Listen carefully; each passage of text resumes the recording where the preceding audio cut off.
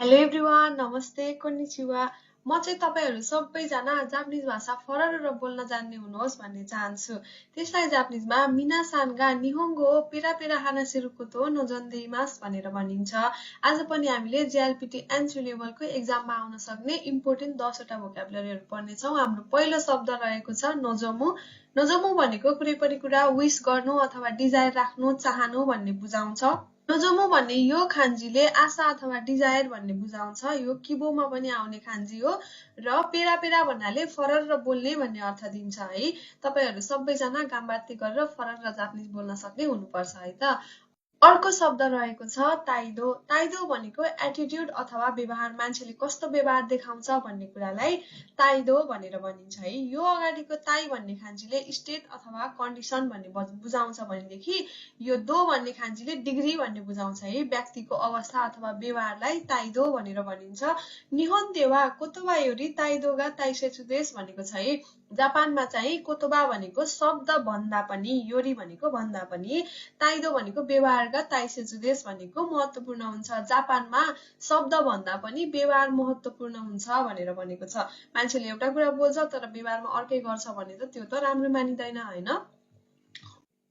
अर्को रहेको छ चिसिकी चिसिकी भनेको नलेज इन्फर्मेसन अथवा ज्ञान भनेको छ ची भन्ने यो खान्जी सिरिमासको खान्जी हो यसले जान्नु भन्ने अर्थ दिन्छ भने यो सिकी भनेको चाहिँ नलेज अथवा ज्ञान रिकग्नाइज गर्नु भन्नेको खान्जी हो है चिसिकी भनेको आफूलाई थाहा भएको ज्ञान भन्ने अर्थ दिन्छ चिसिकीगा आरुतो निहोन देनो सेइखात्सुगा राकुनि नारिमास भनेको छ है यदि तपाईसँग ज्ञान भयो भनेदेखि जापानमा सेइखात्सु यानि कि जीवनयापन राम्रो हुन्छ सजिलो कम्फर्टेबल हुन्छ भनेर भनेको छ हाम्रो अर्को शब्द रहेको छ जिसिन यानि कि आत्मविश्वास अथवा सेल्फ कन्फिडेन्स हामीमा यो कुरा त हुन नै पर्छ हैन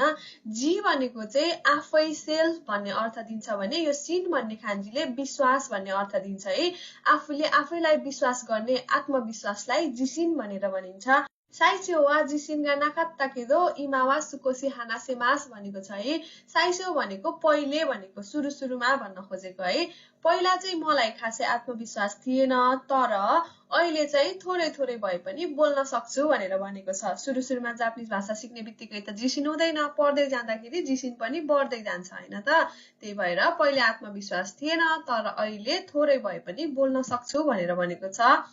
अर्को शब्द रहेको छ सिनराई सिनराई भनेको ट्रस्ट अथवा भरोसा जिसिन भनेको आफैलाई गर्ने कुरा हो भने सिनराई भनेको भरोसा भनेको अरु व्यक्तिलाई गर्ने विश्वास हो यो सिन भन्ने खान्जीले विश्वास भन्ने अर्थ दिन्छ भनेदेखि यो राई भन्ने खान्जीले चाहिँ भरोसा कसैमा भर पर्नु भन्ने अर्थ दिन्छ सिनराई भनेको अरु कसैलाई विश्वास गर्नु याकुसोकु मामोरु हितो वा सिनराई सारेमास भनेको छ है याकुसोकु भनेको त बाचा भइहाल्यो जो मान्छेले आफ्नो बाचा पूरा गर्छ त्यो मान्छेलाई त भरोसा गर्न सकिन्छ भनेर भनेको छ अर्को शब्द रहेको छ फुदान फुदान भनेको युजली अथवा साधारणतया फु भन्ने यो खान्जीले जेनरल सामान्य भन्ने अर्थ दिन्छ भने यो दान भन्ने खान्जीले चाहिँ स्टेज अथवा अवस्था भन्ने बुझाउँछ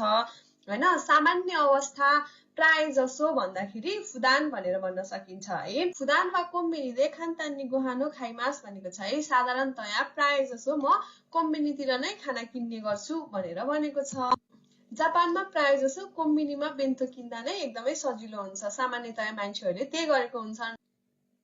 अर्को हाम्रो शब्द रहेको छ इसिकी इसिकी भनेको अवेरनेस अथवा चेतना यो इ भन्ने खान्जीले माइन्ड अथवा मन भन्ने अर्थ दिन्छ भने सिकी भनेको ज्ञान अथवा रिकग्नाइज गर्नु भन्ने अर्थ दिन्छ है आफ्नो दिमागलाई थाहा भएको कुरा भन्दा पनि भयो यसलाई चाहिँ कन्सियसनेस अथवा चेतना भनेर बुझ्नु होला आन्जेन ओ इसिकिसिते साग्योसिते कुदासाई भनेको छ है आन्जेन भनेको सुरक्षा आन्जेन ओ इसिकिसिते भनेको सुरक्षामा ध्यान दिएर सुरक्षाको बारेमा चेतनशील भएर काम गर्नु होला भनेर भनेको छ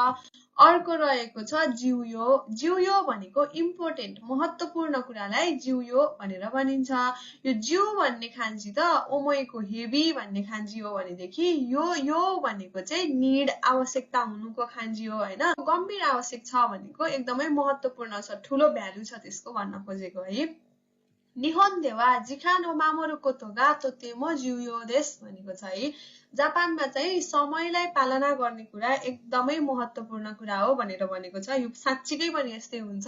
समयमै हुन्छ नि त सबै काम, त्यही भएर त्यो चाहिँ एकदमै जिउयो ना कोतो हो हैन। अर्को रहेको छ गाक्की। गाक्की भनेको म्युजिकल इन्स्ट्रुमेन्ट अथवा बाजागाजा हो है। यो अगाडिपट्टिको खान्जीले त म्युजिक भन्ने अर्थ दिन्छ, हामीलाई थाहा नै छ, र पछाडिपट्टिको खान्जीले चाहिँ टुल अथवा उपकरण भन्ने अर्थ दिन्छ के। यस्तो टुल जुनबाट म्युजिक निस्किन्छ भनेदेखि त्यसलाई बाजा भनेर भनिन्छ हैन। त्यसलाई जापानिजमा गाक्की भनेर भनिन्छ। कोदोमोनोकोरो गाक्की हो नाराइ तकात्ता देस भनेको छ है। बच्चा हुँदाखेरि बच्चाको बेलामा मलाई बाजा बजाउन सिक्न मन थियो भनेर भनिएको छ। अर्को शब्द रहेको छ साप्पारी। यो आजको हाम्रो लास्ट शब्द रहेको छ। साप्पारी भनेको रिफ्रेस्ड हुनु अथवा ताजा महसुस गर्नु भन्ने हुन्छ। सिगोतो नो आतो सावाओ आबिरुतो साप्पेरी सिमास भनेको छ है। काम गरेर थाकेर आएको बेलामा एकचोटि सावर लियो भने हामीलाई फ्रेस फिल हुन्छ नि त, त्यही भन्न खोजेको छ। साप्पारिसी ताजी भनेर भनिन्छ, एकदम रिफ्रेस गर्ने खालको टेस्ट भयो भनेदेखि साप्पारिसी ताजी भनेर भन्न सकिन्छ। रिफ्रेस हुनु, ताजा महसुस हुनेलाई साप्पारी भनेर भनिन्छ। हस्त साथीहरू, आज पनि हामीले इम्पोर्टेन्ट 10 वटा शब्दहरू सिकिसकेको छौं। तपाईहरु पनि यो जर्नीमा मसँग सँगै हुनुहुन्छ भनेदेखि कमेन्ट गर्नु होला। मेरो भिडियो मन परेको छ भने फलो गर्न नबिर्सनु होला। फेरि यस्तै भिडियो लिएर भोलि आउने नै छु। हजुरहरुको समय शुभ रहोस्। माताले।